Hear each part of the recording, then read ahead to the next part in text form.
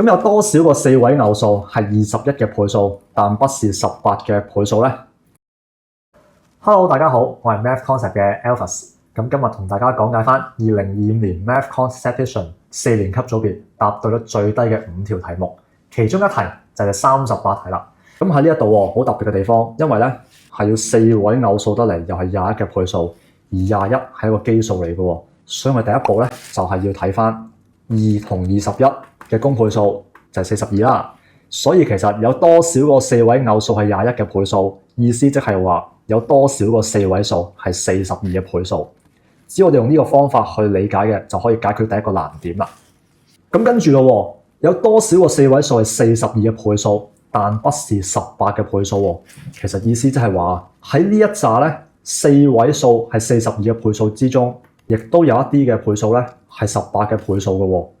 所以我哋要做嘅就係要揾出紅色部分咧係幾多。咁點做咧？首先第一步，我哋就係要知道到底有幾多個4位數係42嘅倍數咯。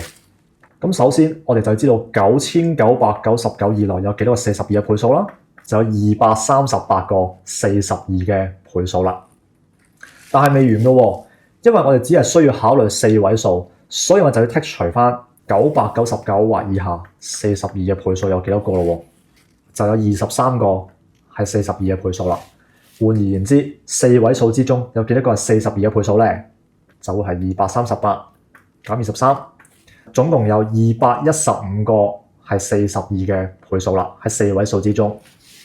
咁但係未完嘅，因為我哋知道呢215個42嘅倍數入邊，當中有一部分係18嘅倍數嘅。咁我哋點樣去揾到底當中有幾多個數字係18嘅倍數咧？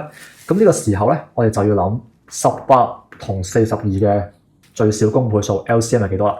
就係126啦。用翻同樣嘅技巧，我哋就可以知道喺9999或以下就有79個126嘅倍數。同樣地，我哋都要剔除翻3位數得嚟，又係126嘅倍數。所以我哋就會知道啦，4位數之中就有72個係126嘅倍數啦。咁即係咩意思咧？即係話原來喺呢215個42嘅倍數入邊，當中有72個亦都係18嘅倍數喎。所以我哋只係需要將呢兩個數字相減，我哋就知道答案係143個啦。如果想了解多啲關於其他嘅比賽嘅題目，可以留意同 subscribe 我哋 channel 嘅。咁我哋下條片再見啦，拜拜。